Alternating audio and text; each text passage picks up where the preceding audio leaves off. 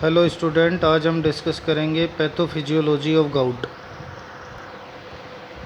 Gout को यदि हम डिफाइंड करें तो गाउट क्या है? Gout is a chronic metabolic disorder characterized by severe pain and inflammation in the joint. This disease occurs और it is a disorder of purine metabolism manifested by various combinations of events like hyperuricemia, means increase in serum uric acid concentration with deposition of sodium urate crystals into the synovial fluid, then aggregated deposits of sodium urate crystals in the form of toffee in and around the joints, with renal failure in which the less excretion of uric acid through kidneys and uric acid nephrolithiasis. अब हम discuss करेंगे इसके types के बारे में। तो mainly ये disease characterized होती है हाइपर यूरिसीमिया से। Hyper uricaemia means when the blood uric acid level into is increased more than 7 milligram पर डेसीलीटर।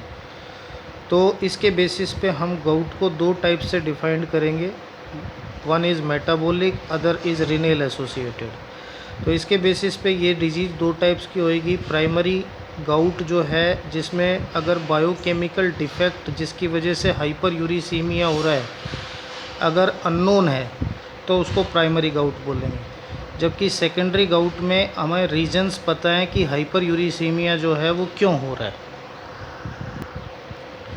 तो मेनली अभी हमने कहा था कि ये डिज़ीज़ मेनली करेक्टराइज होती है हाइपर यूरिसीमिया, जिसमें ब्लड यूरिक एसिड लेवल जो है वो 7 मिलीग्राम पर डेसीलीटर से ज़्यादा हो जाता है।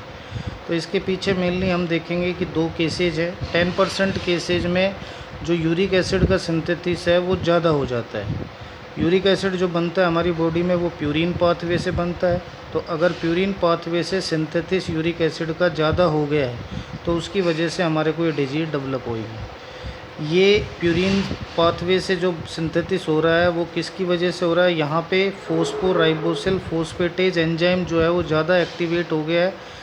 ये कब एक्टिवेट होएगा? ये दो तरह के पेशेंट्स में आपका ज़्यादा एक्टिवेशन होएगा, specially type 2 diabetes mellitus patients में जिनमें ग्लूकोज 6 फोस्फेट डिहाइड्रोजनेज की डेफिशिएंसी हो, या ऐसे पेशेंट जिसमें ल्यूकीमिया, कार्सिनोमा और पॉलीसाइथीमिया इस तरह की डिजीज डेवलप होएगी। उन पेशेंट्स में प्यूरिन सिंथेसिस पाथवे ज़्यादा एक्टिवेट होकर के यूरिक एसिड का सिंथेसिस ज़्यादा होएगा। जबकि 90% केसेज में जो है जिसकी वजह से हाइपर यूरिसीमिया या गाउट डेवलप हो रहा है वो किस वजह से होएगा? Because of the decrease of uric acid excretion.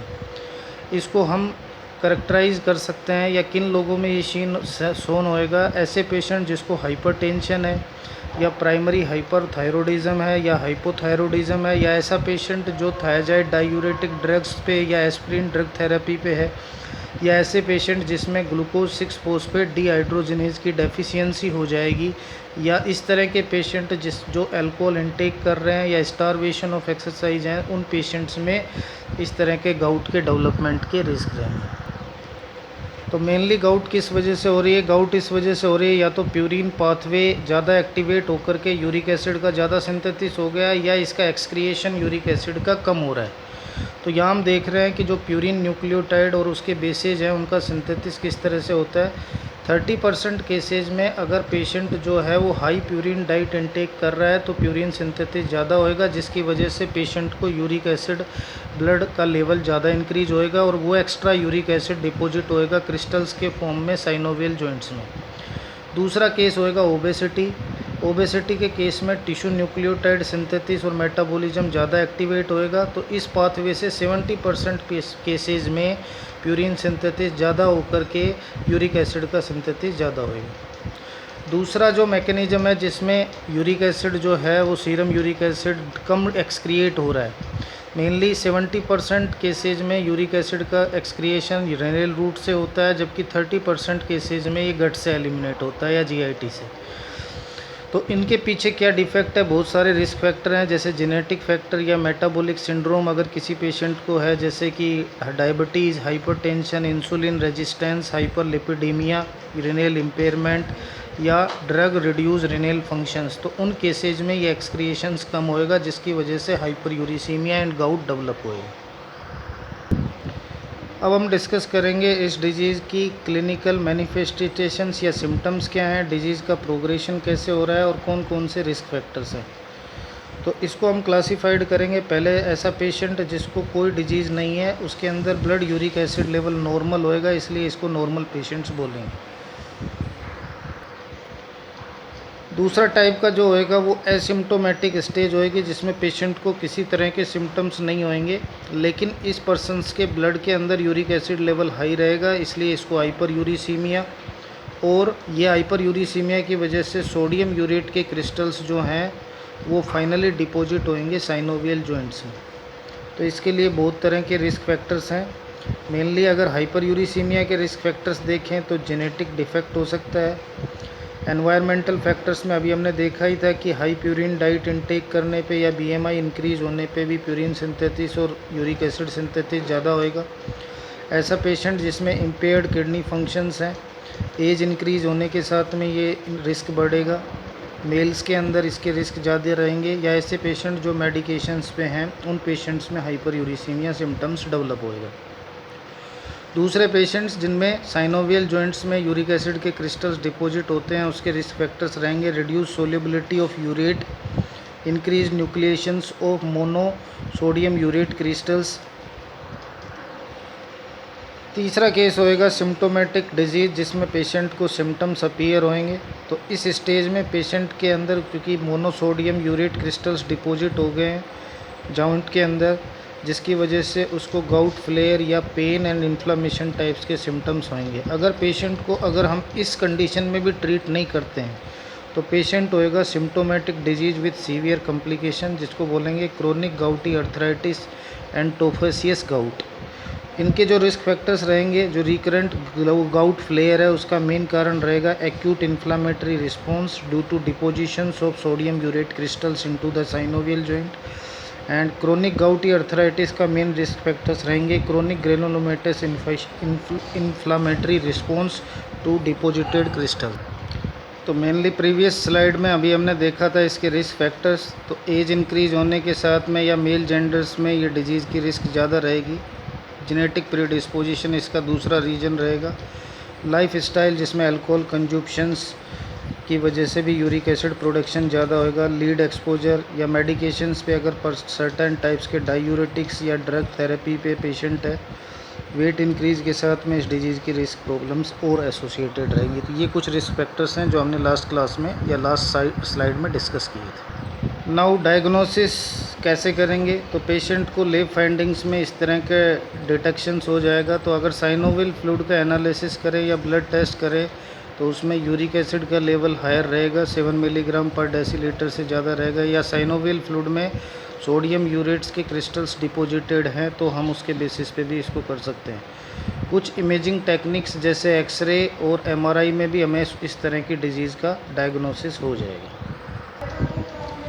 तो जैसा कि अभी हमने देखा था कि गाउट का जो मेन प्रॉब्लम है वो है इंक्रीज इन प्यूरिन सिंथेसिस। तो इसके मेनली 4 रीजन्स रहेंगे। First is elevated purine resources, means अगर हम अपने फूड के अंदर या डाइट के अंदर ज़्यादा प्यूरिन डाइट इंटेक कर रहे हैं तो उसकी वजह से प्यूरिन सिंथेसिस ज़्यादा होएगा। तो ये इस तरह की डाइट में क्या इंक्लूड रहेगा, जैसे meat, seafood, beer, distilled spirit, drinks with fructose. इसके अलावा कैटाबोलिज्म ऑफ प्यूरिन एक दूसरा फैक्टर रहेगा जिसमें ट्यूमर लाइसिस सिंड्रोम होएगा और वो प्यूरिन की सिंथेसिस को इंक्रीज़ करेगा। दूसरे जो गाउट रिस्क फैक्टर्स हैं जैसे male genders, age, obesity, ethnicity, polymorphic या genetic defects and kidney disease, ये भी प्यूरिन सिंथेसिस को इंक्रीज़ करेंगे। तीसरा जो रिस्क फैक्टर है उसको बोलेंगे हाइपर यूरिसीमिया रिलेटेड रिस्क, जिसमें joint inflammation, kidney bladder stones, nephropathy, cardiovascular disease and metabolic syndromes. ये अगर किसी को इस तरह की डिजीज़ हैं तो भी प्यूरिन सिंथेसिस ज़्यादा होगा। और लास्ट केस में आपका जो रिस्क फैक्टर्स रहेगा उसको हम बोलेंगे डिक्रीज रिनेल क्लियरेंस। तो ये किस वजह से हो सकता है? अगर कोई पेशेंट ड्रग थेरेपी पे है जैसे हाइड्रोक्लोरथाइजाइड या एस्प्रिन या फ्रुक्टोज या जेनेटिक प्रीडिस्पोजिशन या किडनी डिजीज़ है तो भी प्यूरिन सिंथेसिस ज़्यादा होगा। तो इस प्यूरिन सिंथेसिस की ज़्यादा होने की वजह से हमारी बॉडी में ये प्यूरिन कन्वर्ट होएगा जैंथीन, और जैंथीन से बनेगा यूरिक एसिड। तो इस कन्वर्जन के लिए एक एंजाइम चाहिए जिसको जैंथीन ऑक्साइडेज एंजाइम्स बोलेंगे। ये जितना ज़्यादा एक्टिवेट होएगा, यहाँ जैंथीन से यूरिक एसिड ज़्यादा डेवलप होएगा और इस वजह से ब्लड के अंदर यूरिक एसिड का लेवल इंक्रीज़ होएगा, जिसको हाइपर यूरिसीमिया बोलेंगे। इस कंडीशंस में यदि पेशेंट्स का एक्सक्रिएशंस यूरिक एसिड का कम हो गया है तो ये फाइनली डिपॉजिट्स होएगा जॉइंट के अंदर in the form of monosodium urate crystals. तो एक्सक्रिएशन अभी हमने देखा ही था कि 2 रूट से होता है। 30% एक्सक्रिएशन फीकल या गट के थ्रू होएगा और 70% केसेज में ये रिनल क्लियरेंस होएगा। तो अगर ये क्लियरेंस कम हो रहा है तो उसकी वजह से गाउट जो है वो डेवलप होएगा। तो अभी लास्ट स्लाइड में अभी हमने उसकी पैथोजेनेसिस देखा था। अब हम इस पैथोजेनेसिस को कोरिलेट करेंगे ड्रग्स के साथ में कि ड्रग का एक्शन कहाँ पे आएगा। तो जैसा कि अभी हमने देखा था कि प्यूरिन न्यूक्लियोटाइड कन्वर्ट हो रहा था हाइपोजैंथीन में, हाइपोजैंथीन से जैंथीन बनेगा और जैंथीन से यूरिक एसिड बनेगा। तो यहाँ हाइपोजैंथीन से जैंथीन और जैंथीन से यूरिक एसिड के कन्वर्जन के लिए एक एंजाइम रिस्पॉन्सिबल है जिसको जैंथीन ऑक्साइडेज बोलेंगे। अगर हम इस एंजाइम को इनएक्टिवेट कर दें तो इस तरह से हाइपोजैंथीन से यूरिक एसिड का फॉर्मेशन कम हो जाएगा, जो कि गाउट के लिए सक्सेसफुल ट्रीटमेंट होएगा। तो इसमें 2 मेडिकेशंस हैं जो इस एंजाइम को इनहिबिट करती हैं। पहला है एलोप्यूरिनोल और दूसरा है ऑक्सीप्यूरिनोल। अगर यूरिक एसिड का लेवल ज़्यादा हो गया है तो ये एक्स्ट्रा यूरिक एसिड हमारी बॉडी से एलिमिनेट होता है 3 पार्ट से। मेनली 70% केसेज में यूरिनरी एक्सक्रिएशन से हो रहा है। तो अगर ये यूरिनरी एक्सक्रिएशंस हम इंक्रीज़ करा दें तो एक्स्ट्रा जो सीरम यूरिक एसिड का लेवल है वो कम हो जाएगा। तो कुछ ड्रग यहाँ पे इस तरह के एक्सक्रिएशंस को इंक्रीज़ करेंगी जिनको हम यूरिकोसूरिक ड्रग बोलेंगे, जैसे प्रोबेन एसिड। इसी तरह से दूसरा मेथड है जीआईटी से एक्सक्रिएशंस। इस पे एक्टिंग कोई ड्रग्स नहीं है। बट तीसरा टिश्यू डिपोजिशंस एक्सक्रिएशंस, जिसमें यूरेट क्रिस्टल्स जो हैं वो माइक्रोटोफाई के केसेज में जाकर के डेवलप होंगी और फाइनली डिपॉजिट होंगी साइनोवियल जॉइंट्स में, जिसकी वजह से phagocytosis with acute inflammation and arthritis types के सिम्टम्स पेशेंट को डेवलप होकर के गाउट डेवलप करेंगे। तो कुछ ड्रग इस तरह के पेन और इन्फ्लामेशन जॉइंट के अंदर कम करेंगी। इसमें 2 तरह की ड्रग्स हैं। वह पहली है कोल्चिसिन और दूसरी है NSAID या non steroidal anti inflammatory drugs. अब हम गाउट का सीवियर केस देखेंगे कि उसकी पैथोजेनेसिस क्या है जिसकी वजह से एक्यूट गाउटी अर्थराइटिस डेवलप होएगा। तो यहाँ हम देख रहे हैं ये 2 बोन्स हैं, ये बीच में साइनोवियल जॉइंट्स है। अगर इस साइनोवियल जॉइंट्स में यूरिक एसिड के क्रिस्टल्स जो है वो डिपॉजिट होंगे तो प्राइमरी गाउट डेवलप होएगी।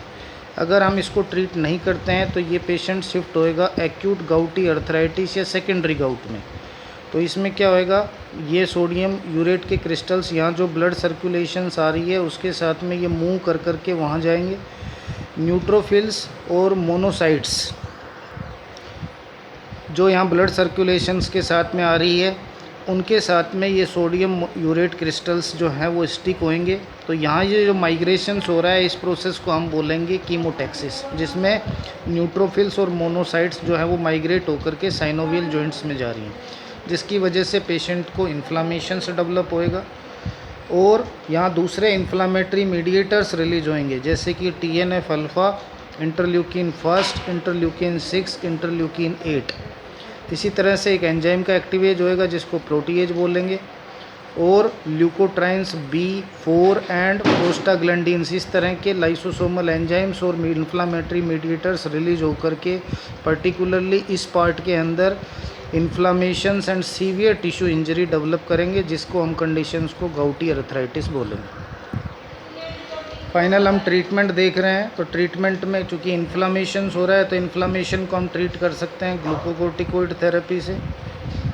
इसके बाद में दूसरी जो थेरेपी होएगी पेन और इन्फ्लामेशन को कम करने के लिए NSAID जो non steroidal analgesic anti inflammatory drugs है, और तीसरी थेरेपी अभी हमने देखी थी कोल्चिसिन है। Thank you very much.